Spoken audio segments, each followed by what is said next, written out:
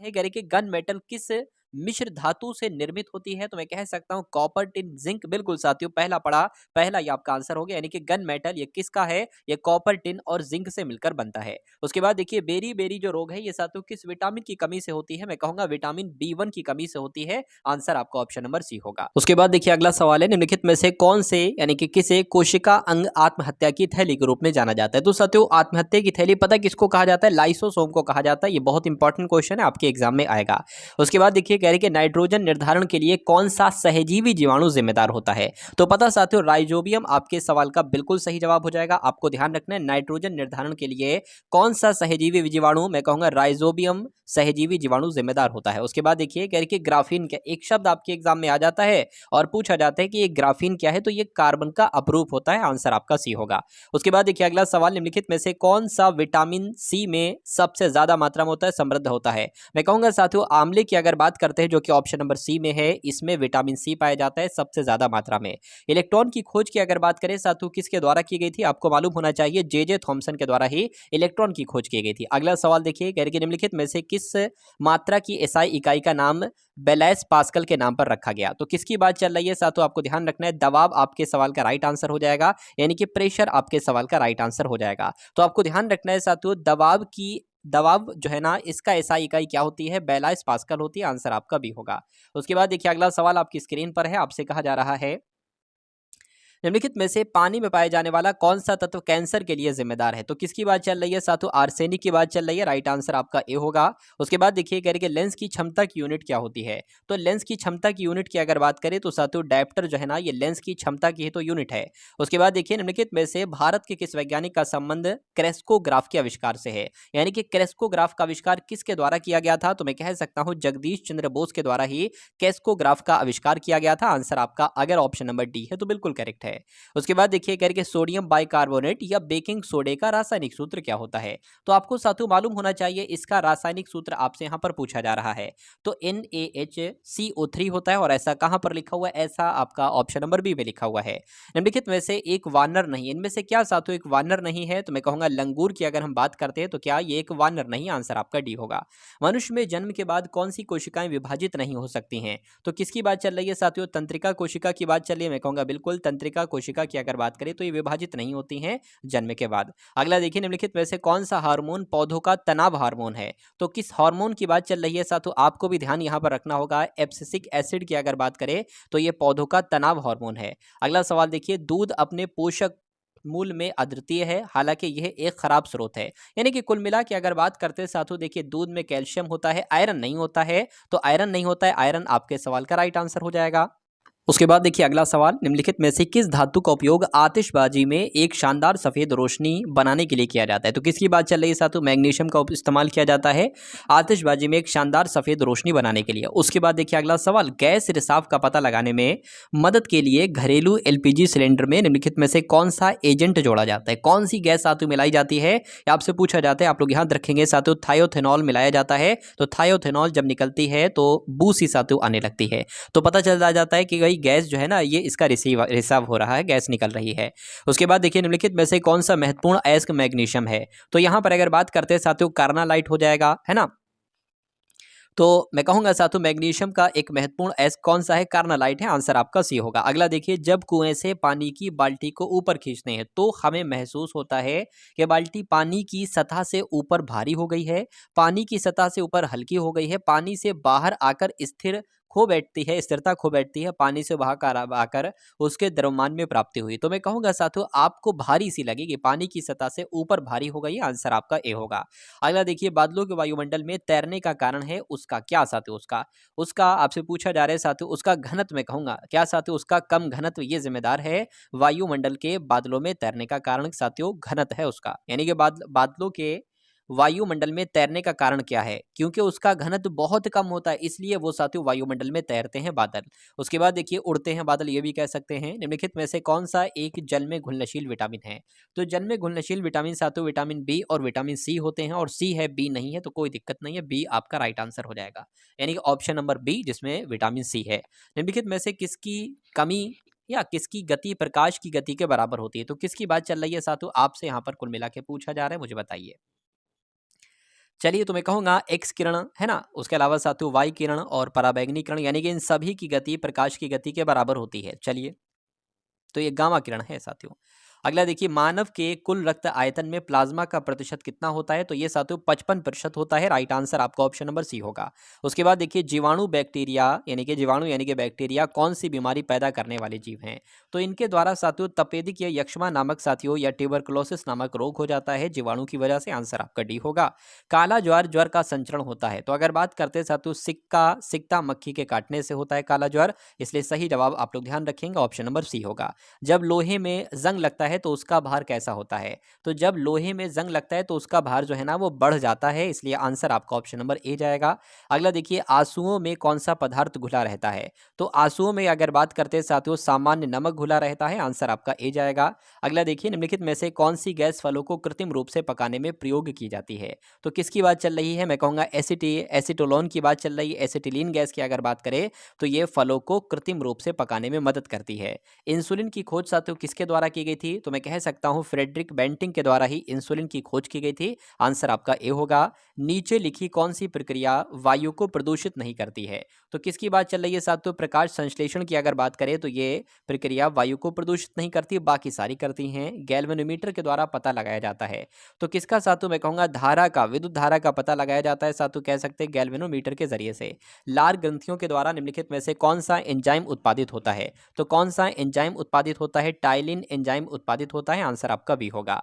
वनस्पति तेलों को घी में परिवर्तित किया जाता है। तो वनस्पति तेलों को घी में जो परिवर्तित किया जाता है ये हाइड्रोजनीकरण द्वारा किया जाता है। आंसर आपका बी होगा। निम्नलिखित में से कौन सी एक मिश्र धातु है? तो अगर बात करते हैं साथियों इनमें से क्या मिश्र धातु है, तो स्टील की अगर बात करें तो ये साथियों एक मिश्र धातु है, इसलिए आंसर आपका बी होगा। उसके बाद देखिए, निम्नलिखित में से कौन बायोगैस यानी कि गोबर गैस का एक प्रमुख घटक है? तो किसकी बात चल रही है साथियों? आप लोगों का आंसर यहाँ पर क्या होगा? मैं कहूँगा मीथेन आपके सवाल का बिल्कुल सही जवाब हो जाएगा। अगला सवाल देखिए, कह रही है निम्नलिखित में से कौन सा एक अग्निशामक में प्रयुक्त होता है? तो किसकी बात चल रही है साथियों? क्या मैं कह सकता हूँ आपका जवाब जो होना चाहिए वो खाने का सोडा होना चाहिए, क्योंकि ये अग्निशामक के रूप में साथियों प्रयोग होता है खाने का सोडा। मनुष्य का सबसे अधिक जरूरत होती है, यानी कि मनुष्य को सबसे अधिक जरूरत जो होती है वो किसकी होती है साथियों? तो वो प्रोटीन की होती है। तो प्रोटीन आपके सवाल का जवाब है। अगला देखिए, इंसुलिन की कमी के कारण कौन सा रोग होता है? तो इंसुलिन की कमी के कारण साथियों डायबिटीज नाम का रोग होता है। आंसर आपका भी होगा।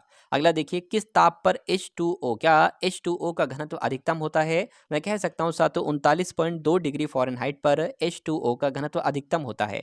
अगला देखिए, निम्नलिखित में से कौन स्तनधारी नहीं है? तो कौन स्तनधारी नहीं आपसे पूछा जा रहा है। मैं कहूंगा साथियों मगरमच्छ की अगर बात करें तो ये स्तनधारी नहीं है। अगला देखिए, निम्नलिखित में से किसमें विटामिन ए बहुत अधिक मात्रा में पाया जाता है? तो विटामिन ए बहुत अधिक मात्रा में पाया जाता है, मैं कहूंगा गाजर में साथियों पाया जाता है। आंसर आपका ए होगा। उसके बाद देखिए, ऊर्जा का मात्रक क्या है? तो ऊर्जा का मात्रक की अगर बात करें मैं कह सकता हूं साथियों जूल जो है ना ये ऊर्जा का ही मात्रक है। अगला देखिए, रक्त संचरण की खोज साथियों किसके द्वारा की गई थी? तो मैं कहूंगा विलियम हार्वे की अगर बात करें तो विलियम हार्वे के द्वारा ही रक्त संचरण की खोज की गई थी। साथियों 50 सवाल देखेंगे, उसके बाद रीजनिंग और मैथ्स को हम लोग देखेंगे। स्टीम इंजन के आविष्कारक साथियों कौन थे? तो आपको मालूम होना चाहिए जेम्स वाट आपका यहाँ पर जवाब हो जाएगा। जेम्स वाट ने ही स्टीम इंजन के आविष्कार किया था। कार्बोहाइड्रेट का कौन सा प्रकार हमारे भोजन का मुख्य घटक है? तो किसकी बात चल रही है साथियों? स्टार्च की बात चल रही है। सही जवाब आपका बी होगा। अगला देखिए, किस रक्त समूह के व्यक्तियों को सार्वभौमिक दाता कहा जाता है? तो किसको साथियों? ब्लड ग्रुप ओ की अगर बात करें तो इसको ही तो यूनिवर्सल डोनर कहा जाता है। अगला देखिए, अल्टीमीटर से क्या मापा जाता है? तो अल्टीमीटर की अगर बात करते हैं साथियों इससे भूतल की ऊंचाई मापते हैं, ये आपको ध्यान रखना है। अगला देखिए, किसी वस्तु की सभी स्थितियों के लिए कौन आभासी व सीधा प्रतिबिंब बनाता है? तो किसकी बात चल रही है साथियों? देखिए, यहाँ पर अगर बात करें अवतल लेंस और उत्तल दर्पण ऐसा कहां पर लिखा हुआ? ऐसा आपका ऑप्शन नंबर डी में लिखा हुआ है, तो ये आपका जवाब हो जाएगा। उसके बाद देखिए, अगला सवाल है कि निम्नलिखित में से विद्युत चुंबकीय तरंगों में से किसकी तरंग दैर्घ्य अधिकतम होती है? तो मैं कह सकता हूं साथियों यहाँ पर अगर बात करें तो अवरक्त तरंगे आपके सवाल का बिल्कुल सही और सटीक जवाब हो जाएगा। जा रहे कि फ्रांस की अगर बात करते हैं साथियों, फ्रांस को क्या लिखा गया है? फ्रांस की अगर बात करें फ्रांस को पेरिस लिखा गया। देखिए, फ्रांस की राजधानी होती है साथियों पेरिस।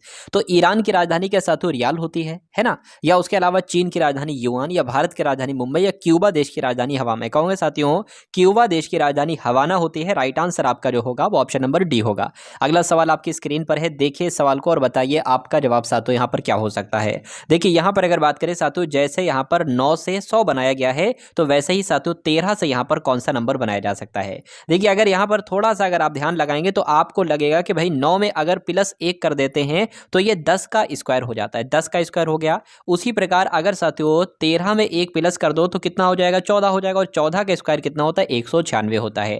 तो क्या यहाँ पर 196 आ जाएगा? अगर ऑप्शन में 196 है तो मैं कहूंगा बिल्कुल यहाँ पर 196 ही आ जाएगा और यही आपका जवाब हो जाएगा। अगला सवाल साथियों आपकी स्क्रीन पर है, देखिए सवाल को और बताइए आपका जवाब क्या हो सकता है। कथन निष्कर्ष वाला सवाल आपकी स्क्रीन पर है साथियों। आपसे कहा जा रहा है कि सभी गेंदे नाव हैं, तो जितना जितना कहा जा रहा है उतना उतना साथियों कर दीजिए। देखिए सभी गेंदे क्या हैं, सभी गेंदों की अगर बात करें ये नाव है, और सभी नावें जो है ना साथियों, सभी नावों की अगर बात करें तो ये क्या है, ये कार है, सभी नावें कार हैं। अब निष्कर्ष को पढ़िए और बताइए कौन सा सही है कौन सा गलत है। आपसे यहाँ पर साथियों कहा जा रहा है कि कुछ कारें गेंद है, कुछ कारें गेंद है, बिल्कुल साथियों इतनी कारें गेंद है, यह बात बिल्कुल सही है। सभी गेंदे कार हैं, सभी गेंदे कार हैं, यह बात भी बिल्कुल सही है। सभी कारें गेंदे हैं, देखिए इतनी कारें जो है ना वो गेंदे नहीं है, सिर्फ इतनी कारें गेंदे, तो ये आपका गलत होगा, यानी कि 1 और 2 आपका सही है। ऐसा कहां पर लिखा हुआ है, ऐसा आपका ऑप्शन नंबर डी में लिखा हुआ है। नेक्स्ट नंबर का सवाल आपकी स्क्रीन पर है, देखिए सवाल को और बताइए आपका जवाब क्या होगा। कहने के साथियों 4 शब्दों के 4 युग्म दिए गए हैं, जिनमें से 3 युग्म किसी न किसी प्रकार से समान है, जबकि एक युग्म अलग है, उस अलग वाले का आपको चयन करना है। तो यहाँ पर अगर बात करें, देखिए ये भाई बहन, शेर शेरनी, मुर्गा मुर्गी और भालू शावक, इसको देखकर मुझे ये समझ में आया कि ये इसका पुल्लिंग और स्त्रीलिंग है। देखिए भाई का स्त्रीलिंग बहन हो जाएगा, शेर का शेरनी हो जाएगा, मुर्गे का मुर्गी हो जाएगा, भालू का क्या होता है, मादा भालू होता है, शावक नहीं होता है। तो सबसे अलग जो होगा साथियों वो क्या होगा, वो आपके सवाल का जवाब ऑप्शन नंबर ए होगा। अगला सवाल आपकी स्क्रीन पर है, देखिए सवाल को और बताइए आपका जवाब क्या होगा। देखिए कह रहे कि एक वर्गाकार है ना, एक वर्गाकार पारदर्शी कागज एक पैटर्न के साथ दिया गया, यहां पर ये दिया गया 4 विकल्पों में से उस विकल्प का चयन करें जो पारदर्शी कागज को बिंदु से बनाई गई रेखा पर मोड़ने से बनेगा। पता साथियों यहाँ पर क्या कहा जा रहा है, बहुत ध्यान देना है आपको साथियों इस सवाल में, ऐसे सवाल आपके एग्जाम में साथियों पूछे जा रहे हैं। देखिए इसके 2 पार्ट हैं, एक तो पार्ट आपका ये है और दूसरा पार्ट साथियों आपका ये है। कहने कि ये वाला पार्ट अगर मोड़ कर इसको फोल्ड किया जाए और इस वाले पार्ट के ऊपर आ जाए तो कैसी ये लाइंस दिखेंगी, ऐसी ऑप्शन नंबर ए वाली, बी वाली, सी वाली या साथियों यहाँ पर डी वाली। देखिए यहाँ पर अगर साथियों बात करें ना, तो देखिए जब साथियों मान लेते हैं क्या, अब ये लाइन है, ठीक है ना, अभी यहाँ पर एक ऐसे है और एक ऐसे है। देखिए जब ये वाली लाइन यहाँ पर आएगी तो ये कुछ ऐसे बन जाएगी ना, बिल्कुल बन जाएगी।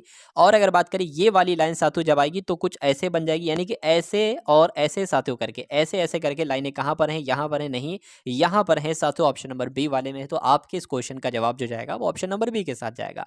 अगला सवाल आपकी स्क्रीन पर है, आपसे कह रहे हैं कि 4 अक्षर समूह दिए गए हैं जिनमें 3 किसी न किसी प्रकार से समान है जबकि एक अलग है, इस अलग वाले के बारे में आपको बताना है। देखिए पावर, वॉल्यूम, वोल्ट और फोर्स। देखिए अगर बात करते हैं साथियों पावर की और बात करते हैं वॉल्यूम की और बात करते हैं फोर्स की, तो क्या है, ये मात्रक हैं साथियों, ठीक है ना। और जबकि सी वाले की बात करें, वोल्ट की बात करें, तो ये विद्युत वाहक बल का मात्रक है वोल्ट। तो सबसे अलग जो होगा वो ऑप्शन नंबर सी वाला होगा, वोल्ट होगा। नेक्स्ट नंबर का सवाल साथियों आपकी स्क्रीन पर है, आपसे कहने के पूरा क्या लिखा हुआ है, पूरा पूरा तो नहीं होना चाहिए साथियों, कुल मिला के ये कुछ नहीं है साथियों। कह रहे कि UVWXYZ यानी कि 6 लोग केंद्र की ओर मुंह करके वृत्ताकार इस तरह बैठे हैं, ठीक है। तो कितने लोग हैं साथियों, 6 लोग हैं, 6 लोग बना लेते हैं, 1 2 3 4 5 और एक साथियों यहाँ पर 6, ये 6 लोग साथियों हम लोगों ने यहाँ पर क्या किए, यहाँ पर हम लोगों ने बना लिए। कलर ले लेता हूँ मैं, एक सेकंड रुकिए, ये वाला ले लेता हूँ। तो जैसे कह रहे हैं वैसे साथियों बैठा देंगे। कह रहे हैं कि प्रत्येक आमने सामने बैठा है, एक्स जेड और वी के बीच में बैठा है, यू एक्स के बाईं और दूसरे स्थान पर बैठा है। तो इसको बैठा लीजिए, एक्स को आप कहीं पर भी बैठा लीजिए, मान लीजिए एक्स यहाँ पर बैठा दिया गया, एक्स के बाईं और दूसरा स्थान पर क्या होगा, यानी कि एक्स का बायां दूसरा साथियों ये होगा, यहाँ पर यू बैठा है, और वाई के दाएं से दूसरा बैठा है, वाई के दाएं से दूसरा बैठा है, तो वाई कहाँ पर आएगा, तो मैं कहूँगा वाई आपका यहाँ पर आएगा। यू की बात, किसकी बात चली, देखिए जरा, यू जो है ना, यू ये एक्स के तो बाएं से दूसरा है, एक्स के बाएं से दूसरा है, और जो यू है ना ये वाई के दाएं से दूसरा है। तो साथियों वाई के दाएं से दूसरा हमने बना दिया। अब इसको देखिए, कह रहे हैं कि x जो है ना, ये x ये z और v के बीच में बैठा है, यानी कि z और v सातों यहाँ पर ही आपके बैठेंगे, ठीक है ना। तो अच्छा यहाँ पर क्या बैठ जाएगा, बचा क्या, w बचा है, तो w यहाँ पर बैठ जाएगा। कह रहे कि x के सामने कौन बैठा है, तो x के सामने सातों w बैठा है, तो w आपके सवाल का जवाब हो जाएगा। अच्छा, हमें यहाँ पर ये कन्फ्यूजन था कि यहाँ पर z को बैठा लें या साथियों v को बैठा लें, या यहाँ पर v को बैठा लें या z को बैठा लें। खैर हमसे वो चीज़ पूछी भी नहीं गई, तो जो हमसे पूछी गई थी साथियों वो हमने यहाँ पर आपके सामने निकाल दी है। नेक्स्ट नंबर का सवाल आपकी स्क्रीन पर है। कह रहे कि अब यहाँ साथियों एक तरीके से अगर बात करें, देखिए ये पी सी, उसके बाद आर ई, उसके बाद टी आई, उसके बाद वी एल, उसके बाद एक्स ओ। देखिए पी से यहाँ पर हुआ है आर, यानी कि 2 बड़ा है, फिर से आर से टी में 2 बड़ा है, फिर से वी हुआ है, फिर से 2 बड़ा है, एक्स होता है आपका 24 पर, यानी कि 24 25 26, तो 26 पर क्या आता है साथियों, मैं कहूँगा जेड आता है, यानी कि यहाँ पर आपका जेड आ जाएगा। अब इसको देखिए, सी से यहाँ पर ई हुआ, यानी कि 2 बड़ा है, अब यहाँ पर ज़्यादा बढ़ गया भाई साहब, सॉरी, सी साथियों 3 बड़ा है, यहाँ पर सी 3 पर होता है, ई कितने, ई साथियों 5 पर ही तो होता है ना, 5 पर ही तो होता है साथियों। चलिए कोई दिक्कत नहीं है।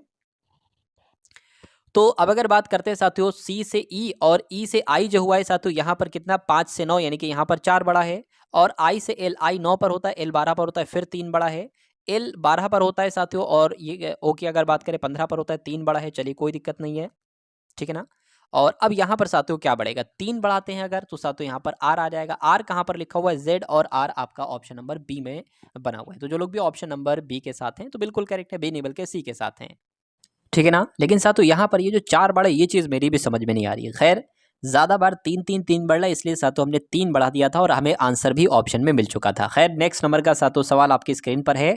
आपसे यहाँ पर साथियों पूछा जा रहा है कि एक आकृति आपको दे रखी है, कह रहे कि निम्नलिखित पैटर्न को पूरा करने के लिए सही विकल्प को चुनिए। यानी कि ये जो आपको दिख रही है ना, ये यहाँ पर कौन सी आकृति आएगी, ऑप्शन नंबर ए वाली, बी वाली, सी वाली, या साथियों डी वाली। देखिए यहाँ पर अगर साथियों हम लोग बात करें, देखिए कोई एक ऐसी लाइन, तो यहाँ पर ये यहाँ पर एक ऐसी लाइन दी गई है, यहाँ पर ऐसी लाइन बराबर पूरी पूरी लाइन नहीं है, तो ये ऑप्शन साथियों आपका नहीं हो सकता।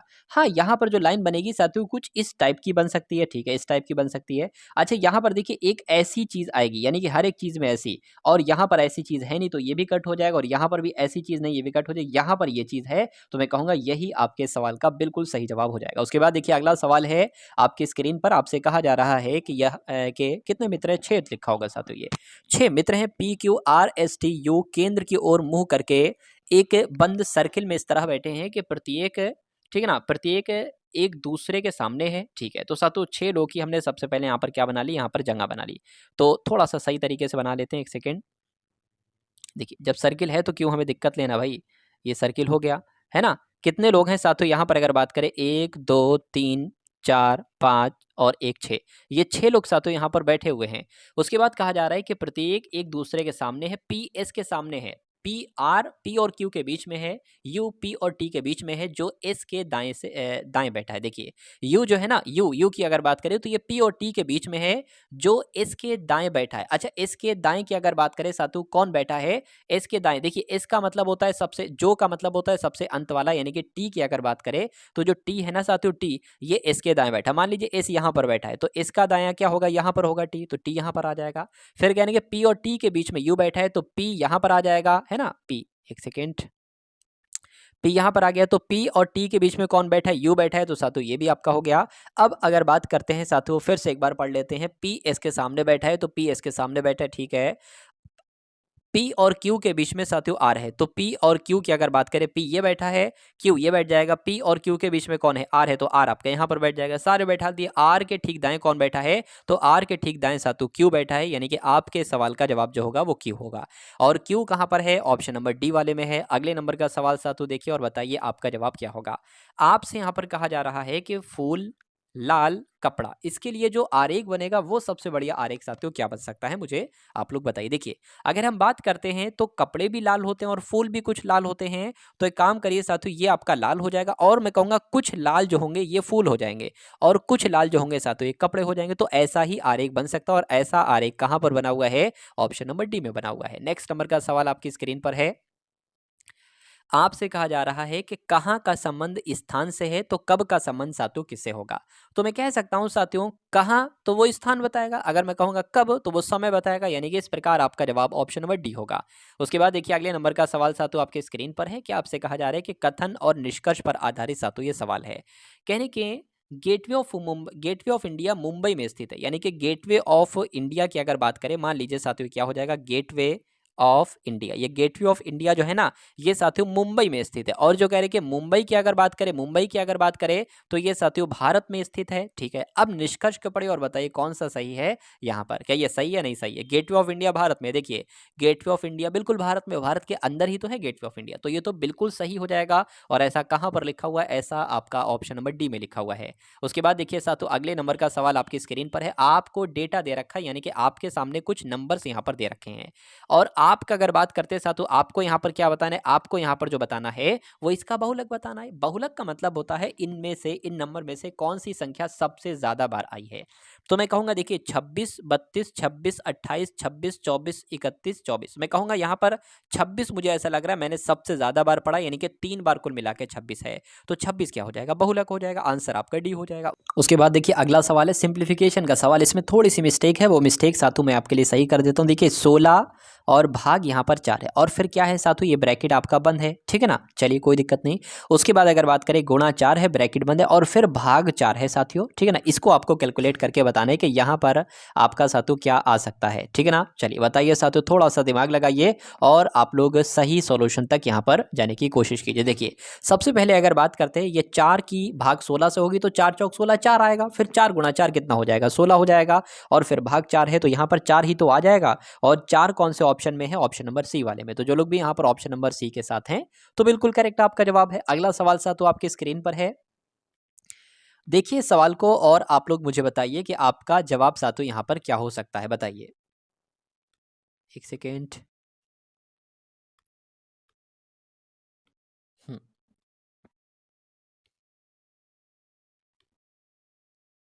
चलिए ठीक है।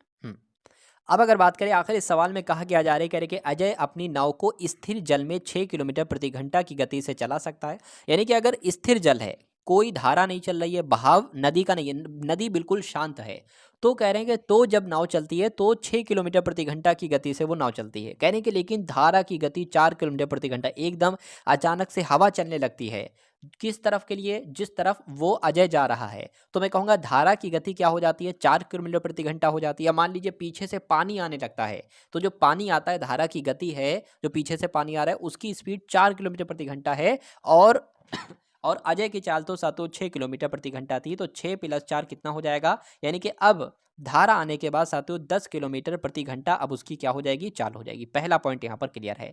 तो कहने कि उसे धारा की दिशा में, यानी कि जिस तरफ पानी जा रहा है, अगर उसी में 30 किलोमीटर प्रति घंटा की दूरी तय करे वो, तो कितना समय लगेगा। तो भैया समय आपसे पूछा जा रहा है, समय बराबर क्या होता है साथियों, दूरी बटे चाल, दूरी कितनी है 30 किलोमीटर, चाल कितनी है 10 किलोमीटर, तो मैं कहूंगा समय कितना लगेगा साथियों, 3 घंटे का समय लगेगा। और 3 घंटा समय कहाँ लिखा हुआ है, ऑप्शन नंबर डी में लिखा हुआ है। तो जो लोग भी ऑप्शन नंबर डी के साथ हैं तो बिल्कुल करेक्ट हैं। अगला सवाल आपकी स्क्रीन पर है, आपसे कहा जा रहा है कि एक टैंक को भरने में एक इनलेट पाइप को 8 घंटे लगते हैं, यानी कि एक जो भर रहा है ना वो 8 घंटे में भर रहा है, एक आउटलेट पाइप को इसे खाली करने में 12 घंटे लगते हैं, और जो खाली कर रहा है उसको 12 घंटे लगता है। यदि दोनों पाइप एक साथ खोले जाते हैं तो टैंक कितने समय में भर जाएगा। देखिए एक ऐसा नंबर, ये खाली वाला है, ये भर रहा है, ध्यान रखिएगा। कितना ले ले सातों, 24 ले लेते हैं, यानी कि 8 3 आपका 24, 12 दूना आपका 24, यानी कि एक समय में मैं कहूंगा 1 घंटे में 3 लीटर पानी भरा जा रहा है और 2 लीटर पानी सातों खाली किया जा रहा है। और ये 24 क्या है, ये टोटल पानी है, मैं कहूंगा टोटल पानी कितना है उसमें 24 है, और यही आपको साथियों भरना है। तो जब एक ही और दोनों एक साथ खोले जाते हैं तो एक ही घंटे में 3 लीटर पानी भर रहा है और 2 निकल रहा है, यानी कि एक घंटे में एक्चुअल में जो पानी भरा जा रहा है वो 1 लीटर साथियों भरा जा रहा है। तो 1 लीटर 1 घंटे में भरा जा रहा है, तो 24 लीटर पानी जो भरा जाएगा वो सातों जाहिर सी बात है 24 घंटे में ही तो भरा जाएगा। और ऐसा कहाँ लिखा हुआ है, ऐसा आपका ऑप्शन नंबर सी में लिखा हुआ है। उसके बाद देखिए अगले नंबर का सातों सवाल आपकी स्क्रीन पर है, इस सवाल को देखिए और बताइए आपका जवाब क्या होगा।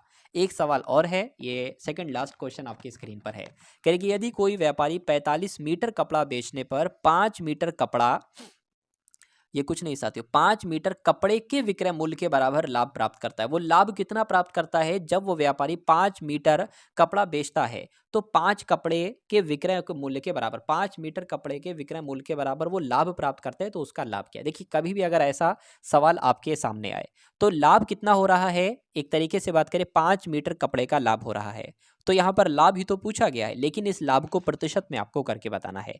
अब देखिए 5 क्या है, लाभ है, 100 गुणा नीचे क्या आता है, नीचे हमेशा आप लोग ध्यान रखेंगे नीचे क्या आएगा, नीचे आपका क्रय मूल्य आएगा, ठीक है ना। तो क्रय मूल्य इस सवाल में क्या करेंगे आप, 45 माइनस 5, तो 45 माइनस 5 कितना हो जाएगा, 40 आ जाएगा। इसको कैलकुलेट कर लीजिए साथियों, 2 पंजे 2 दूना 25 की अगर बात करें 2 से भाग कराएंगे 12.5 आता है, तो मैं कहूँगा लाभ प्रतिशत कितना होगा, 12.5% होगा, जो कहाँ पर लिखा हुआ है, जो आपका ऑप्शन नंबर बी में लिखा हुआ है।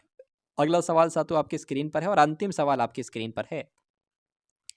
कहने कि संजय ने अपनी अर्धवार्षिक परीक्षा में 150 में से 75 अंक प्राप्त किए, यही होगा, और वार्षिक परीक्षा में 150 में से 105 अंक प्राप्त किए। उसके अंकों में जो वृद्धि हुई है वो कितनी वृद्धि हुई। देखिए पहले उसको अंक मिल रहे थे कितने, 75, है ना, फिर कितने अंक मिले उसको, 105 अंक मिले, तो इसमें कितनी वृद्धि हुई ये बात आपसे पूछी जा रही है। मैं कहूँगा इसमें तो 30 अंकों की वृद्धि हुई, लेकिन इस 30 अंकों की वृद्धि को आपको प्रतिशत में बदलकर बताना है, तो इसलिए 100 से गुणा कर लेंगे। अच्छा ये 30 नंबर बड़े हैं, ये किससे बड़े हैं, ये 75 से बड़े हैं, 30 नंबर 105 हो गए, तो 75 सातों यहाँ पर आपका नीचे आ जाएगा। इसको कैलकुलेट कर लीजिए, आपका आंसर आपके सामने आ जाएगा। तो 25 तियाँ और 25 चौक हो जाएगा, 3 से कट होगा 10 आ जाएगा, 4 धाम कितना हो जाएगा 40, मैं कहूँगा 40% वृद्धि हुई है। तो ये कहाँ पर लिखा हुआ है, ये आपका ऑप्शन नंबर डी में लिखा हुआ है। तो ये दोस्तों ये वीडियो आप लोगों को कैसे लगी कमेंट बॉक्स में ज़रूर बताएं, और वीडियो अच्छी लगे तो वीडियो को लाइक करें, और चैनल पे नए हैं तो चैनल को सब्सक्राइब करें।